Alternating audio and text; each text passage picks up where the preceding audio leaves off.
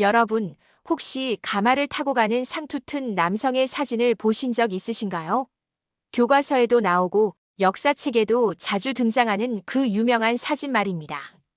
가마 위에서 정면을 응시하는 그 남자, 바로 전봉준입니다. 그런데 이 사진 속에 숨겨진 이야기를 아시는 분은 많지 않으실 겁니다. 왜 그가 가마를 타고 있었을까요? 혹시 높은 신분이어서?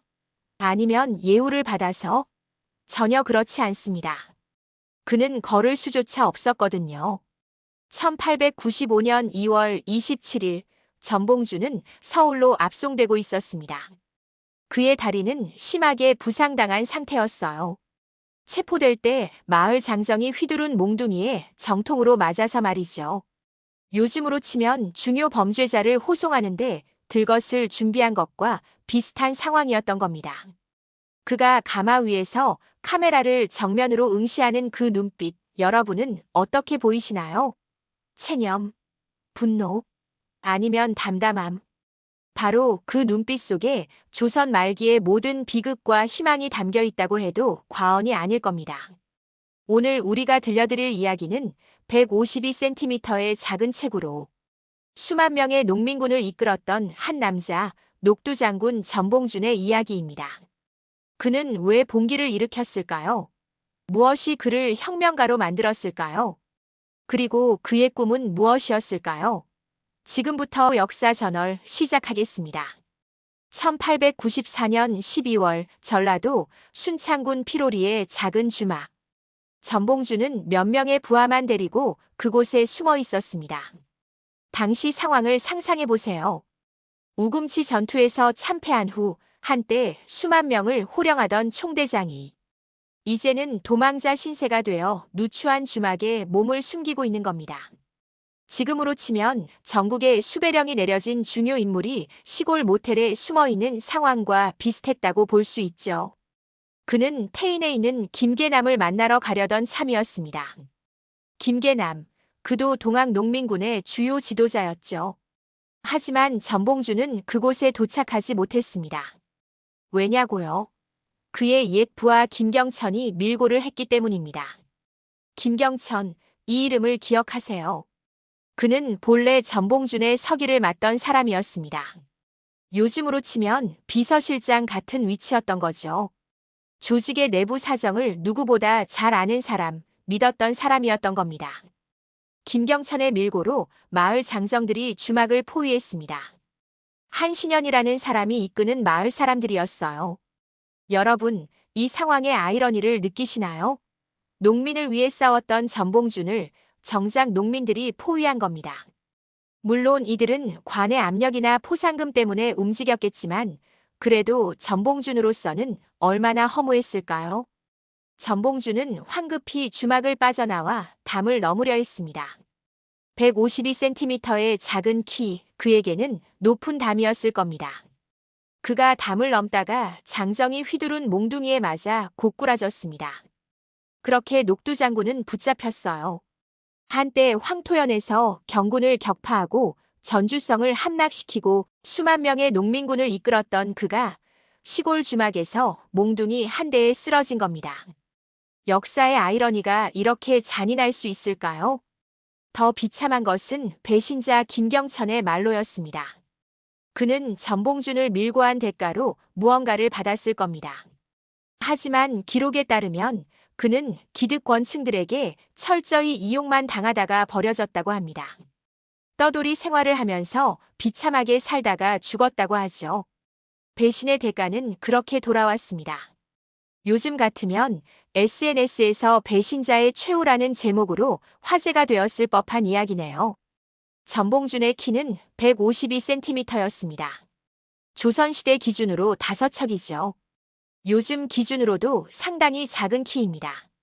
현대 한국 성인 남성 평균 키가 174cm 정도니까 전봉준은 평균보다 20cm 이상 작았던 셈입니다. 중학생 남자아이 정도의 키로 혁명을 이끈 거예요. 상상이 되시나요? 사람들은 그를 녹두라고 불렀습니다. 녹두, 작은 콩말이에요. 지금도 키가 작은 사람을 쥐콩만 하다고 놀리기도 하잖아요. 그것과 비슷한 맥락이었던 거죠. 처음에는 아마 놀림의 의미가 컸을 겁니다. 저 녹두만한 게 뭘 할 수 있겠어. 이런 식의 비웃음이었을 거예요. 하지만 그 별명은 나중에 완전히 다른 의미가 됩니다. 녹두 장군, 작지만 강한 장군, 체구는 작아도 누구보다 큰 용기를 가진 지도자라는 의미로 바뀐 거죠. 생각해보세요. 요즘 같으면 연예계나 정치계에서 외모나 신체 조건이 얼마나 중요합니까? 키 작은 정치인이 대중을 이끌기 쉽지 않죠. 하지만 전봉주는 그 작은 체구로 수만 명의 농민들을 설득하고 이끌었습니다. 어떻게 가능했을까요? 그만큼 그의 카리스마와 신념이 강렬했다는 뜻이겠죠. 키로 사람을 판단하지 말라는 말이 괜히 있는 게 아닙니다. 재미있는 일화가 하나 있습니다. 후대 사람들이 전봉준의 사진 때문에 본의 아니게 상투머리의 대명사가 되었다는 거예요. 아기들의 윗머리나 여성들의 똥머리를 전봉준 스타일이라고 부르기도 한답니다. 역사적 인물이 헤어스타일 아이콘이 된 셈이니 이것도 참 아이러니한 일이죠. 전봉준이 이 사실을 알면 뭐라고 할까요? 아마 쓴웃음을 지을 것 같습니다. 1895년 3월 30일 새벽 2시 교수형 집행을 앞둔 순간이었습니다. 전봉준은 집행관들에게 요구를 하나 했습니다. 중력고를 마시게 해달라고요. 중력고, 대나무즙을 넣어 만든 정읍 지방의 전통주입니다. 요즘으로 치면 사형수가 마지막으로 우리 고향 막걸리 한 잔만 주세요라고 요청한 것과 비슷한 상황이었던 거죠. 놀라운 건 그의 태도였습니다. 기록에 따르면 그는 당당하게 요구했다고 해요. 죽음을 몇 시간 앞둔 사람이 술 한 잔을 당당하게 요구하다니 여러분은 어떻게 생각하세요? 일본군들도 그의 담대함에 쫄았다고 합니다. 그들은 전봉준의 요구를 들어줬고 전봉준은 중력고를 마신 후 기력을 회복했다고 전해집니다. 이 장면을 상상해 보세요. 새벽 2시의 차가운 공기, 교수대 앞에 선 작은 체구의 남자, 그가 천천히 술잔을 비우는 모습. 영화 같지 않나요? 하지만 이건 실제로 있었던 일입니다. 전봉준은 그렇게 마지막까지 자신의 존엄을 지켰습니다. 굴복하지 않았어요. 두려워하지 않았고요. 재미있는 건 이 일화가 후대에 중력고의 홍보 수단이 되었다는 겁니다. 전봉준 장군이 마신 그 술. 이런 식으로요. 요즘으로 치면 연예인이나 유명인이 먹은 음식이 화제가 되어서 그 식당에 줄이 서는 것과 비슷한 현상이죠. 물론 맥락은 완전히 다르지만 사람들이 역사적 인물과 연결된 것에 끌리는 건 예나 지금이나 같은가 봅니다. 전봉준은 그렇게 손아중, 최경선, 성두환, 김덕명과 함께 교수형으로 생을 마쳤습니다. 40세의 나이였어요. 요즘 나이로 치면 한창 일할 나이인데 말이죠. 그것도 근대적 교수형으로는 최초의 사례였다고 합니다. 갑오개혁 이후 사형 방식이 바뀌었거든요. 전봉준은 그렇게 역사의 전환점에서 새로운 방식으로 하지만 여전히 불합리한 권력에 의해 처형당했습니다. 이제 우리는 시간을 거슬러 올라가야 합니다. 전봉준이 왜 봉기를 일으켰는지, 무엇이 그를 혁명가로 만들었는지 이해하려면 말이죠. 그 출발점은 한 아버지의 억울한 죽음이었습니다. 조병갑, 이 이름을 기억하시나요? 고부군수였던 그는 당대 최악의 탐관 오리 중 한 명이었습니다. 요즘으로 치면 부패한 지자체의 단체장 정도로 볼 수 있겠네요. 그런데 이 사람의 부패 수준이 정말 상상을 초월했어요. 자기 어머니 상을 당했는데 조문 부조금으로 2,000냥을 거둬오라고 했습니다. 2,000냥이면 지금 돈으로 얼마나 될까요? 정확한 환산은 어렵지만 한 마을에서 감당하기 어려운 거액이었던 건 분명합니다. 전봉준의 아버지 전창혁은 마을 대표로서 항의하러 갔습니다. 그는 향교의 장의를 맡거나 마을 일을 보는 사람이었어요. 요즘으로 치면 이장이나 통장 같은 역할이었죠. 군수님, 이건 너무 과합니다. 백성들이 어떻게 이 돈을 마련합니까? 아마 이런 식으로 말했을 겁니다. 하지만 조병갑은 화가 치밀어 전창혁에게 곤장을 때렸습니다. 그것도 죽을 때까지요. 아버지가 관리의 폭력으로 죽는 것을 지켜본 아들의 심정이 어땠을까요? 전봉준의 나이가 정확히 몇 살이었는지는 기록이 명확하지 않지만 이미 성인이었을 겁니다. 아버지가 정의를 위해 나섰다가 부당하게 맞아 죽는 걸 본 거예요. 그것도 백성을 보호해야 할 관리의 손에 말입니다. 이 사건이 전봉준의 인생을 완전히 바꿔놓았습니다. 하지만 조병갑은 여기서 멈추지 않았습니다. 그는 자기 아버지의 공덕비를 세우는 비용을 백성들에게 전가했어요. 요즘으로 치면 공무원이 자기 아버지 동상 세우는데 주민 세금을 쓴 거나 마찬가지죠. 말도 안 되는 일이었습니다. 게다가 만석보라는 저수지를 건설하면서 백성들의 노동력을 강제로 동원했고 완성된 후에는 그 물을 사용하는데도 돈을 받았습니다. 상상해 보세요. 강제로 노동을 시켜서 만든 시설을 사용할 때도 또 돈을 내라는 거예요. 이게 말이 됩니까? 전봉준은 이때부터 나라를 개혁하겠다는 뜻을 품게 됩니다. 개인적인 복수가 아니었어요. 아버지 한 사람의 원한을 푸는 게 목적이 아니었던 거죠. 그는 이런 부조리한 시스템 자체를 바꿔야 한다고 생각했습니다. 한 사람의 억울한 죽음이 전국적인 농민 봉기로 이어지는 순간이었습니다. 1894년 드디어 전봉준이 움직였습니다. 그는 농민 1천여 명을 이끌고 봉기를 일으켰어요. 첫 번째 목표는 만석보였습니다. 조병갑이 백성들의 피땀으로 만든 그 저수지 말이죠. 전봉준과 농민들은 만석보를 헐어버렸습니다. 요즘으로 치면 부패한 관료가 만든 시설물을 시민들이 집단으로 철거한 거나 마찬가지죠. 상상이 되시나요? 1,000명이 넘는 사람들이 삽과 곡괭이를 들고 저수지를 허무는 장면. 그들은 거기서 멈추지 않았습니다. 관할을 습격했어요. 그리고 조병갑이 백성들에게서 빼앗은 곡식을 되찾아 농민들에게 나눠줬습니다. 로빈 후드 같은 이야기죠. 하지만 이건 영국의 전설이 아니라 조선에서 실제로 일어난 일입니다. 빼앗긴 것을 되찾은 거예요. 정의의 실현이었던 겁니다. 조선 정부는 당황했습니다. 부랴부랴 조병갑을 처벌하고 새로운 군수 박원명을 임명했어요. 그리고 안핵사 이용태를 보내 사태를 수습하려고 했습니다. 안핵사, 요즘으로 치면 특별조사관 정도로 볼 수 있겠네요. 우리가 잘못했습니다. 이제 제대로 하겠습니다라는 제스처였던 거죠. 하지만 이게 웃긴 게 뭐냐면요. 새로운 이용태가 조병갑보다 더 심한 횡포를 부렸다는 겁니다. 박원명은 그나마 농민들을 달래주기라도 했다는데 이용태는 농민들을 고문하고 처형했어요. 요즘 같으면 SNS에서 난리가 났을 겁니다. 문제 해결하러 온 사람이 더 큰 문제 이런 식으로요. 정부에 대한 농민들의 분노는 더욱 커졌습니다. 전봉준은 이제 더 큰 결심을 하게 됩니다. 한 군의 문제가 아니라는 걸 깨달은 거예요. 조병갑을 바꿔도 이용태 같은 사람이 또 오면 끝이잖아요. 시스템 자체를 바꿔야 한다는 생각을 굳힌 겁니다. 그래서 그는 각 지역의 동학 접주들에게 글을 보내고 손아중, 김계남 같은 지도자들을 끌어들여 1894년 3월 전라도 무장에서 다시 기포했습니다. 이것이 바로 동학농민혁명의 시작이었어요. 전봉준의 이력 중에서 많은 사람들이 놀라는 부분이 하나 있습니다. 그가 1890년대 초반에 운영궁에서 흥선대원군의 식객으로 2년 남짓 있었다는 사실이에요. 식객, 요즘으로 치면 브레인이나 자문 같은 역할이라고 볼 수 있겠네요. 전라도의 가난한 농민 출신이 어떻게 권력의 최정점에 있던 흥선대원군과 인연을 맺게 됐을까요?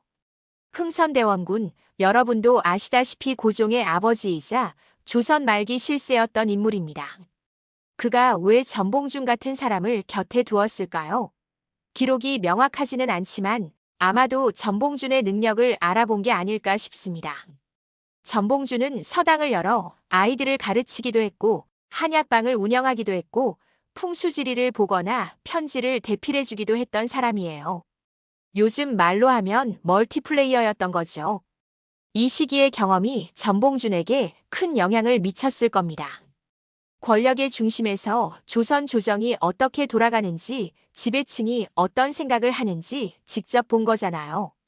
요즘으로 치면 지방의 평범한 사람이 청와대나 국회에서 2년간 일한 것과 비슷한 경험이었을 거예요. 그 과정에서 체제의 모순을 더 명확하게 이해하게 되었을 겁니다. 재미있는 건 동학농민운동 과정에서 흥선대원군이 전봉준에게 밀사를 보내 밀통하려고 시도했다는 겁니다. 옛 인연을 이용하려 한 거죠. 하지만 전봉준은 재판 과정에서 흥선대원군과의 관계를 완강히 부인했습니다. 왜 그랬을까요? 대원군을 보호하려고 한 걸까요? 아니면 정말로 관계가 없었던 걸까요? 역사의 미스터리 중 하나입니다. 어쨌든 이 경험은 전봉준이 단순한 농민 지도자가 아니라 정치적 감각을 갖춘 혁명가가 되는데 큰 역할을 했을 겁니다. 그는 힘만 쓰는 게 아니라 머리도 쓸 줄 아는 사람이었던 거예요. 그래서 후에 전주화약 같은 협상도 할 수 있었고 집강소라는 자치기구도 운영할 수 있었던 거죠.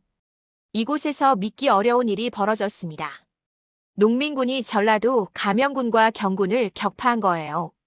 요즘으로 치면 일반 시민들이 모여서 정규 군대를 이긴 거나 마찬가지죠. 어떻게 이게 가능했을까요? 전봉준과 농민군은 보국안민을 외쳤습니다. 나라를 지키고 백성을 편안하게 한다는 뜻이에요. 그들의 첫 번째 목표는 전라도의 중심지인 전주부성이었습니다. 서울로 바로 가지 않고 전주를 먼저 점령하려 한 건 전략적인 판단이었어요. 지역의 거점을 확보하고 더 많은 농민들을 규합하려는 의도였던 거죠. 황토현 전투의 승리는 농민군에게 엄청난 자신감을 줬습니다. 우리도 할 수 있다. 이런 분위기가 만들어진 거예요. 그들은 계속 진군해서 장성 황룡촌에서도 또 이겼습니다. 연전연승이었어요. 그리고 마침내 전주부성을 무혈함락시키는 기염을 토했습니다. 무혈함락, 피 한 방울 흘리지 않고 성을 차지한 거예요. 어떻게? 전주성 안에 사람들이 저항하지 않았거든요. 아마도 그들도 농민군의 명분에 공감했거나 아니면 광군과 싸울 의지가 없었던 거겠죠. 하지만 여기서 문제가 생깁니다. 뒤늦게 쫓아온 홍계운의 경군이 완산에 주둔하면서 전주성을 공격한 거예요. 전봉준은 이들을 막으러 출정했는데 오히려 막대한 피해를 입고 말았습니다. 전봉준 본인도 총상을 입었어요. 152cm의 작은 체구의 총상까지 얼마나 고통스러웠을까요? 하지만 더 큰 변수가 등장합니다. 고종이 청군을 불러들인 거예요. 텐진 조약을 언급하며 신하들의 반대를 무시하고 청나라 군대를 조선 땅에 들여온 겁니다. 그런데 이게 더 큰 문제를 불러왔어요. 일본군도 우리 국민 보호를 명분으로 들어온 겁니다. 상황이 완전히 꼬인 거죠. 농민봉기가 국제 문제로 비화된 겁니다. 1894년 5월 전주성. 청군과 일본군이 조선에 들어오자 상황이 급변했습니다. 조정은 다급하게 화의를 제안했어요. 전봉준도 더 이상 싸우기 어렵다고 판단했습니다. 외세와 싸울 수는 없었으니까요. 아니, 정확히는 외세와 싸우고 싶었지만 그러기엔 농민군의 무기와 훈련이 턱없이 부족했던 거죠. 그래서 성사된 게 전주화약입니다.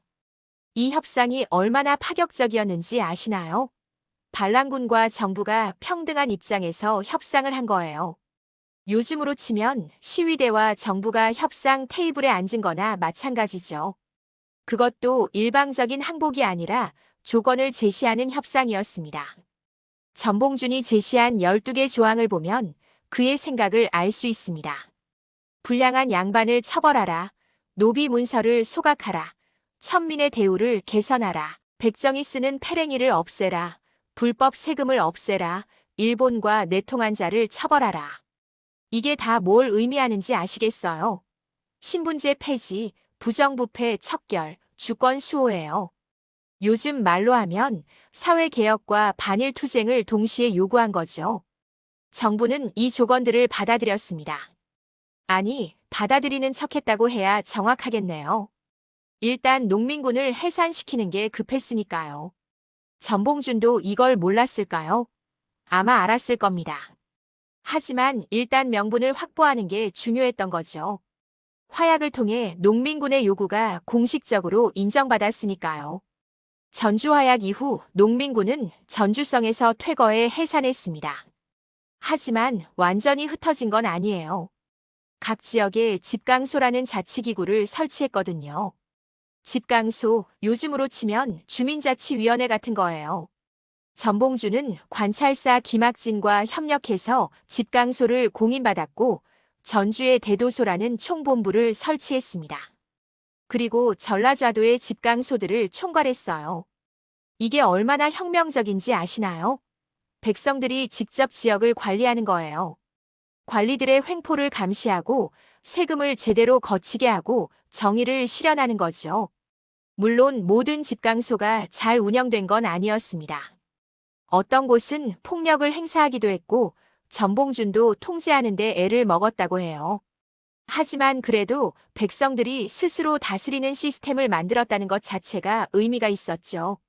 1894년 7월 일본군이 경복궁을 점령했습니다. 청일 전쟁이 발발한 거예요. 조선이 전쟁터가 된 겁니다. 민심이 들끓었습니다. 우리가 뭔데 이 땅에서 전쟁을 해? 이런 분노가 터져나왔죠. 김계남 같은 강경파는 즉시 재봉기를 주장했습니다. 지금 일어나지 않으면 언제 일어나냐? 하지만 전봉주는 신중했어요.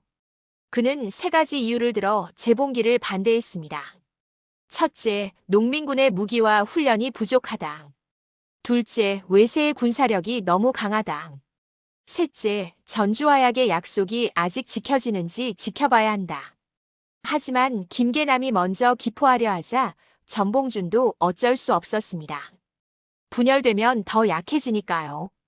그래서 9월 초 삼내에 대도소를 다시 설치하고 2차 봉기에 나섰습니다. 이번에는 1차 봉기 때 전봉준의 적대적이었던 최시영의 북접도 가담했어요. 남접과 북접이 연합한 겁니다. 전봉준은 논산 대회에서 동학농민군의 총대장으로 선출되었고 스스로를 양호창의군의 영수라고 칭했습니다. 양호창의군, 멋있는 이름이죠. 양호 지방 충청도와 전라도에서 의로운 군대를 일으킨다는 뜻이에요. 그들의 목표는 명확했습니다. 한성을 탈환하고 일본군을 몰아내는 것. 하지만 이건 너무 무모한 목표였습니다. 농민군의 무기는 대부분 죽창과 농기구였어요. 반면 일본군은 최신식 소총과 대포로 무장하고 있었죠. 싸움이 될 리가 없었습니다. 하지만 전봉주는 알면서도 갔습니다. 왜 그랬을까요? 이길 수 없다는 걸 알면서도 왜 북상을 감행한 걸까요? 아마도 그는 명분이 중요하다고 생각했을 겁니다. 설사 진다 해도 역사에 우리가 싸웠다는 기록을 남기는 게 중요하다고 생각한 거죠. 그리고 혹시 아나요? 기적이 일어날지도. 황토현에서도 이겼잖아요. 1894년 11월 공주 우금치 고개. 이곳에서 동학농민군의 운명이 결정되었습니다. 전봉준이 이끄는 농민군은 한성 탈환을 위해 북상하다가 이 고개에서 조일연합군과 맞닥뜨렸어요. 조선 관군과 일본군이 연합한 부대였죠. 상상해보세요. 한쪽에는 최신식 소총과 대포로 무장한 정규군, 다른 한쪽에는 죽창과 낫을 든 농민들. 이게 싸움이 되겠어요? 하지만 농민군은 물러서지 않았습니다. 그들은 두 차례나 공주 공략을 시도했어요. 죽창을 들고 총알이 날아오는 곳으로 달려간 겁니다. 얼마나 절박했으면 그랬을까요? 결과는 참혹했습니다. 1만이 넘던 농민군은 전투가 끝나자 겨우 3천여 명밖에 남지 않았어요. 7천 명이 넘는 사람들이 죽거나 흩어진 겁니다. 요즘으로 치면 대형 콘서트장을 가득 채운 사람들이 몇 시간 만에 4분의 1로 줄어든 거나 마찬가지예요. 그 현장이 얼마나 비참했을지 상상이 되시나요? 전봉주는 포기하지 않았습니다. 그는 퇴각하면서도 계속 병력을 모았어요. 논산, 원평, 태인에서 결전을 시도했지만 모두 패배했습니다. 현대 군사 용어로 하면 전멸에 가까운 상황이었죠. 더 이상 싸울 수 없다고 판단한 전봉주는 결국 농민군을 해산시켰습니다. 이 우금치 전투를 두고 많은 역사가들이 만약을 이야기합니다. 만약 농민군이 더 나은 무기를 가졌더라면, 만약 전술이 더 좋았더라면, 만약 외세가 개입하지 않았더라면, 하지만 역사에 가정은 없죠. 사실은 이겁니다. 죽창으로는 총을 이길 수 없었어요. 용기만으로는 화력을 극복할 수 없었습니다. 이게 우금치가 우리에게 남긴 비극적인 교훈입니다. 전봉준과 농민군은 백산에 모여 4가지 강령을 발표했습니다. 이게 그냥 구호가 아니에요. 이건 그들의 혁명 원칙이었고 행동 지침이었습니다. 하나씩 살펴볼까요? 첫째, 사람을 죽이지 말고 물건을 해치지 말라. 이게 얼마나 놀라운 원칙인지 아시나요? 혁명을 하면서 살인과 약탈을 금지한 거예요. 요즘으로 치면 시위하면서 폭력을 쓰지 말라는 거나 마찬가지죠. 물론 현실에서는 지켜지지 않은 경우도 많았지만 적어도 원칙으로 세웠다는 것 자체가 의미가 있습니다. 둘째, 충효를 온전히 하여 세상을 구제하고 백성을 편안히 하라. 여기서 흥미로운 건 충효를 언급한 겁니다. 혁명을 하면서도 전통적 가치를 버리지 않은 거예요. 이게 전봉준의 전략이었을지도 몰라요. 완전히 새로운 세상을 만들겠다는 게 아니라 기존의 좋은 가치를 지키면서 나쁜 것만 바꾸겠다는 메시지였던 거죠. 셋째, 외양을 충멸하고 성군의 도를 깨끗이 하라. 외양, 일본과 서양을 의미합니다. 외세를 몰아내고 임금의 길을 바로잡겠다는 뜻이에요. 주목할 점은 임금을 부정하지 않았다는 겁니다. 고종을 끌어내리겠다는 게 아니라 고종 주변의 간신배들을 제거하겠다는 거였죠. 요즘으로 치면 대통령을 탄핵하는 게 아니라 측근 비리를 척결하겠다는 것과 비슷합니다. 넷째, 병을 거느리고 서울로 진격하여 권귀를 멸하라. 권귀, 권력을 쥔 귀족들이죠. 부패한 지배층을 없애겠다는 명확한 메시지입니다. 이게 핵심이었어요.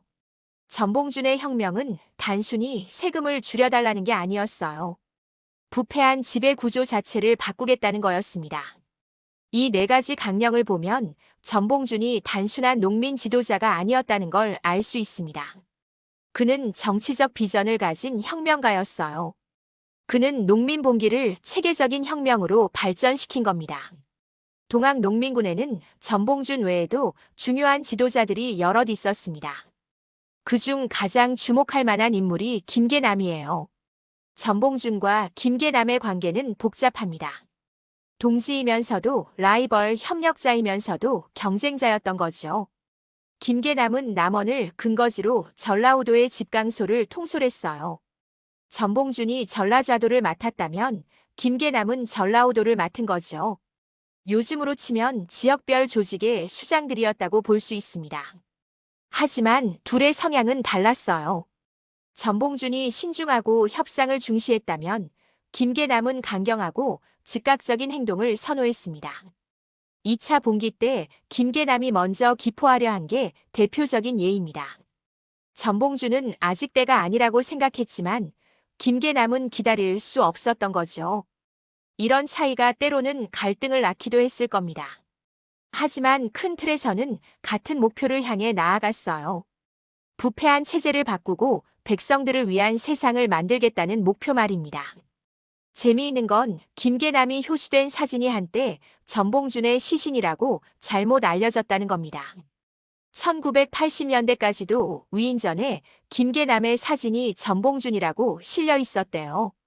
두 사람이 그만큼 밀접하게 연결되어 있었다는 방증이기도 하겠죠. 하지만 슬프게도 김계남의 최후는 전봉준보다 더 비참했습니다. 효수, 목을 베어 매다는 형벌을 당한 거예요. 전봉준이 체포될 때 김계남을 만나러 가던 중이었다는 사실 기억하시나요? 마지막까지 그는 동지를 찾아가고 있었던 겁니다. 뭘 의논하려 했을까요? 재기를 도모하려 했을까요? 아니면 마지막 작별을 고하려 했을까요? 우리는 알 수 없습니다. 그가 김계남에게 도착하기 전에 붙잡혔으니까요. 전봉준의 재판 기록을 보면 흥미로운 내용이 나옵니다. 그의 재산이 논밭을 다 합쳐 새마지기밖에 되지 않았다는 거예요. 새마지기 약 600평입니다. 요즘 평수로 치면 200평 정도의 아파트? 아니, 그것보다 훨씬 작죠. 농사지을 땅이 600평이에요. 이게 얼마나 적은 건지 이해하시겠어요? 당시 빈농층이 소유했던 평균 수준이긴 했지만 한 가족이 살아가기엔 턱없이 모자라는 면적이었습니다. 순수하게 곡물만 따지면 한 마지기가 1년 식량을 산출하는 단위거든요. 세 마지기면 세 사람 먹고 살 양식밖에 안 나온다는 뜻이에요. 전봉준의 가족은 그보다 많았는데 말이죠. 그래서 그는 다양한 일을 해야 했습니다. 서당을 열어 아이들을 가르치고 한약방을 차려 한의사 생활을 하고 풍수지리를 봐주고 편지를 대필해주고 요즘으로 치면 투잡, 쓰리잡을 뛴 거나 마찬가지죠. 생계를 위해서였습니다. 이런 가난한 배경이 오히려 전봉준의 강점이었을지도 모릅니다. 그는 백성들의 고통을 몸소 체험하고 있었으니까요. 양반 출신 지식인들이 책으로만 배운 백성의 삶을 그는 매일 살고 있었던 겁니다. 그래서 그의 말에 농민들이 공감한 거예요. 저 사람은 우리를 안다라고 느낀 거죠. 하지만 동시에 그는 교육을 받은 사람이기도 했습니다. 서당에서 한학을 공부했고 글을 읽고 쓸 줄 알았어요. 요즘으로 치면 대학은 못 갔지만 고등학교는 졸업한 정도. 가난하지만 무식하지는 않았던 거죠. 이 조합이 그를 특별하게 만들었습니다. 백성의 마음을 이해하면서도 큰 그림을 그릴 수 있는 지도자가 된 겁니다. 전봉준은 30대에 동학에 입문했습니다. 비교적 늦은 나이였죠. 그리고 접주가 되었어요. 접주, 지역 단위 조직의 책임자를 말합니다. 요즘으로 치면 지부장 정도로 볼 수 있겠네요. 동학이 뭐였을까요? 단순한 종교가 아니었습니다. 동학은 사람이 곧 하늘이라는 인내천 사상을 바탕으로 신분 차별을 부정했어요. 양반이나 노비나 모두 똑같이 하늘을 모시고 있다는 거죠. 요즘으로 치면 인권 평등 사상과 비슷합니다. 조선시대에 이런 생각이 얼마나 혁명적이었겠어요. 전봉준이 동학에 끌린 이유를 짐작할 수 있습니다. 그는 불합리한 신분제를 경험했고 부패한 관리들의 횡포를 목격했습니다. 동학은 이런 부조리에 대한 대안을 제시했던 거죠. 모든 사람은 평등하다.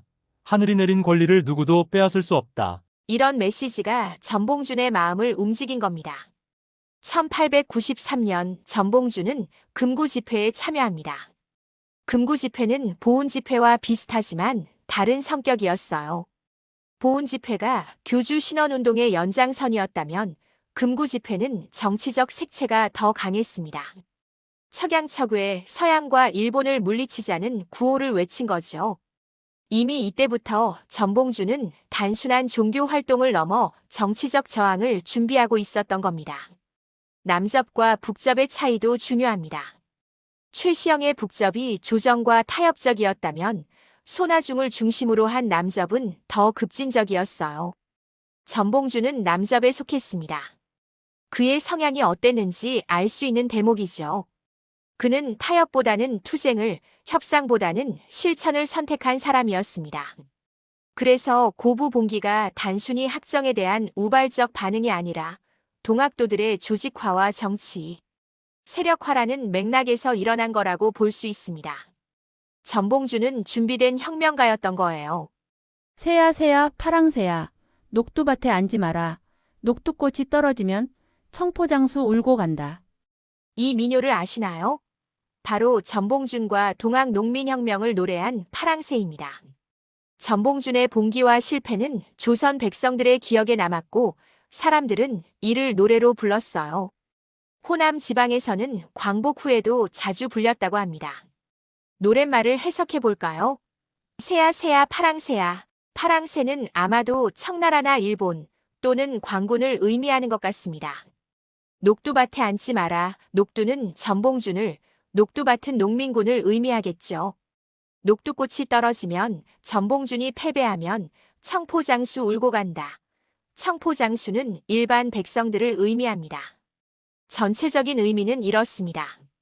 외세여 우리 농민군을 건드리지 마라. 농민군이 무너지면 백성들이 슬퍼한다. 아니면 다르게 해석하면 권력자들이여 전봉준을 해치지 마라. 그가 쓰러지면 우리 모두가 울게 된다는 뜻일 수도 있어요. 이 노래가 전해진다는 것 자체가 의미가 있습니다. 전봉준은 패배했지만 잊히지 않았어요. 백성들은 그를 기억했고 다음 세대에 노래로 전했습니다. 요즘으로 치면 민주화 운동 관련 노래들이 전해지는 것과 비슷하죠. 역사는 승자의 기록이라고 하지만 민중의 기억은 다릅니다. 민중은 자신들을 위해 싸운 사람을 잊지 않아요. 2019년에 SBS에서 녹두꽃이라는 드라마를 만들기도 했습니다. 이 노래의 제목을 딴 거죠. 전봉준의 이야기가 지금도 사람들에게 영감을 주고 있다는 증거입니다. 전봉준의 후손 이야기는 미스터리입니다. 그에게는 2명의 부인이 있었어요. 본처 여산송 씨와 후처 남평이 씨. 본처에게서 2딸을, 후처에게서 2아들을 얻었습니다. 장녀 전옥래의 이야기는 드라마틱합니다. 그녀는 15세의 나이로 화를 피해 마이산으로 숨어들었어요. 그리고 이름을 김옥년으로 바꾸고 금당사라는 절에서 공양주로 살았습니다. 공양주 절에서 밥을 짓고 스님들을 돌보는 사람이죠. 23세에 이영찬과 결혼했고요.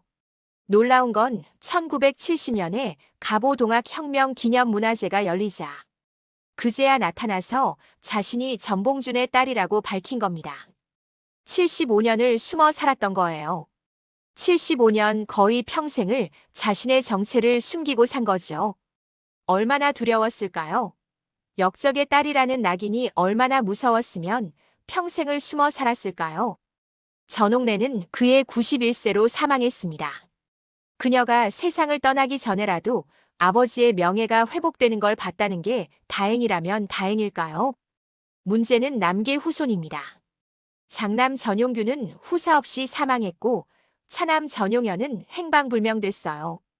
그래서 남계가 단절된 줄 알았는데 나중에 전용현이 이름을 바꾸고 족보와 호적을 숨긴 채 대를 이어왔다는 주장이 나왔습니다.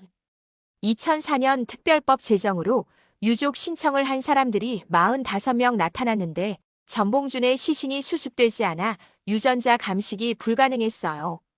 그래서 공식적으로 인정받지 못했습니다. 지금도 천안전시 종친회에서 제사를 대행하고 있지만 전봉준의 후손을 자처하는 사람들도 별도로 제사를 지낸다고 합니다. 이게 전봉준의 또 다른 비극입니다. 그는 죽어서도 자손들에게 제사조차 제대로 받지 못하고 있는 거예요. 역사의 아이러니가 이렇게 잔인할 수 있을까요? 전봉준이 처형당한 후 오랫동안 그는 역적이었습니다. 교과서에는 동학난이라고 표기되었고 전봉준은 나라를 어지럽힌 난동꾼으로 기록되었죠. 요즘으로 치면 테러리스트로 낙인 찍힌 거나 마찬가지예요. 하지만 1960년대부터 복권 노력이 시작되었습니다. 1954년에는 천안전시 문중에서 추모 사적비를 세웠고요. 그리고 결정적인 변화가 1960년대에 일어났습니다. 박정희 대통령이 동학난을 동학농민운동으로 서술을 바꾸도록 지시한 거예요. 왜 박정희가 이런 결정을 했을까요? 여러 해석이 있지만 아마도 민족주의를 강조하려는 의도가 있었을 겁니다. 외세에 저항한 민중운동으로 재해석한 거죠. 정치적 의도야 어쨌든 이 결정으로 전봉준에게 씌워진 역적 누명이 벗겨졌습니다. 1980년대에는 전두환이 전봉준 장군 유적 정화 사업을 지시했어요. 전두환과 전봉준이 같은 전시라는 이유로 그랬다는 말도 있는데 사실 천안전시와 완산전시는 뿌리가 갈라진 지 1000년이 넘은 남남이나 마찬가지입니다. 그래도 이 사업으로 관련 사적지에 기념비들이 들어섰죠. 1981년에는 한국청년회의소가 전주 덕진공원에 전봉준의 추모비를 세웠습니다. 2018년에는 서울 종로구 영풍문고 앞에 전봉준의 청동 좌상이 세워졌어요. 그곳이 바로 전봉준이 처형되었던 전옥서가 있던 자리라고 합니다. 재미있는 건 2021년에 정읍 황토연의 동상이 철거되었다는 겁니다. 왜냐고요? 제작자가 친일파 김경승이었기 때문입니다. 게다가 동상이 어색했대요. 머리는 상투를 튼 끌려가는 모습인데 몸은 창조해서 만들어서 이상했다는 거죠. 역사적 인물의 동상도 이렇게 논란이 되는 겁니다. 전봉주는 이제 열사입니다. 나라를 위해 싸우다 순국한 사람으로 인정받았어요. 역적에서 열사로 100년이 넘는 시간이 걸렸지만 역사는 그를 다시 평가했습니다. 안도현 시인 아시죠? 너에게 묻는다라는 시로 유명한 분이에요. 그분이 전봉준의 압송 사진을 보고 서울로 가는 전봉준이라는 시를 지었습니다. 그것도 등단작으로요. 시 한 편이 시인의 인생을 바꾼 거죠. 시의 첫 부분을 다시 읽어볼까요? 눈 내리는 만경들 건너가네. 해진 집신의 상투 하나 떠가네. 가는 길 그리우니 아무도 없네. 녹두꽃 자지러지게 피면 돌아올 거나 울며 울지 않으며 가는 우리 봉준이. 울며 울지 않으며 가는 이 표현이 가슴에 와닿지 않나요? 울고 있지만 울음을 참는 모습 또는 이미 눈물도 말라버린 비극. 전봉준의 마지막 길을 이보다 더 잘 표현할 수 있을까요? 시인은 또 이렇게 씁니다. 처음에는 우리 모두 이름 없는 들꽃이었더니 들꽃 중에서도 저 하늘 보기 두려워 그늘 깊은 땅속으로 젖은 발 내리고 싶어 하던 잔뿌리였더니. 전봉준과 농민들을 들꽃과 잔뿌리에 비유한 겁니다. 이름 없고 보잘것없지만 땅을 지탱하는 존재들. 그들이 일어섰던 거죠. 지금은 손발 묶인 저 얼음장 강줄기가 옥빛된 힘을 호련 풀어헤치고 서해로 출렁거리며 쳐들어갈 것을. 겨울에 얼어붙은 강이 봄이 오면 풀려서 바다로 흘러가듯 억압받던 민중이 언젠가는 일어날 것이라는 희망의 메시지입니다. 전봉준은 졌지만 그의 정신은 계속 흐른다는 거죠. 그날이 오면 닭 울 때 흰 무명띠 머리에 두르고 동진강 어귀에 모여 척에 척하 물결 소리에 귀를 기울이라. 시는 이렇게 끝납니다. 그날 정의가 실현되는 날, 전봉준의 꿈이 이루어지는 날을 이야기하는 거예요. 그날을 기다리며 귀를 기울이라고 말하는 겁니다. 한 장의 사진이 시가 되고 그 시가 또 많은 사람들에게 감동을 주는 거죠. 이게 역사가 계속 살아있는 이유입니다. 자, 이제 우리의 이야기를 마무리할 시간입니다. 전봉준, 152cm의 작은 체구를 가진 이 남자는 역사에 무엇을 남겼을까요? 그는 실패했습니다. 우금치에서 패배했고 배신자에게 붙잡혔고 교수형을 당했어요. 그의 개혁안은 실현되지 못했고 동학농민군은 진압되었습니다. 객관적으로 보면 실패한 혁명이었죠. 하지만 정말 실패했을까요?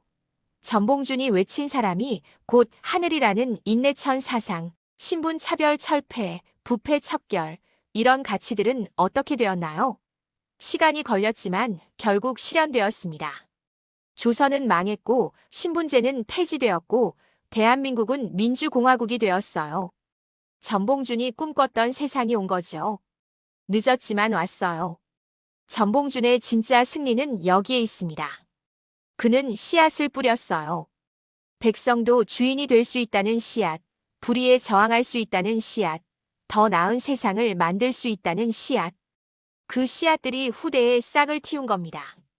요즘 농민들이 시위할 때 전봉준 투쟁단이라는 이름을 사용합니다. 5.18 민주화운동 때 중요한 역할을 한 서점 이름이 녹두서점이었어요.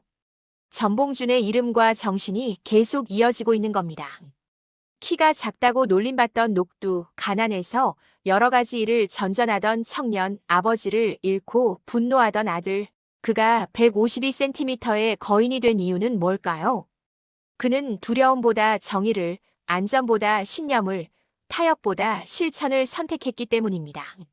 마지막으로 그가 교수형을 당하기 전 중력골을 마시며 보였던 담대함을 기억해 주세요. 죽음 앞에서도 존엄을 잃지 않았던 그 모습을 말이에요. 그게 바로 전봉준입니다. 작은 체구 하지만 누구보다 큰 영혼을 가진 사람. 역사는 승자의 기록이라고 하지만 민중의 기억은 다릅니다.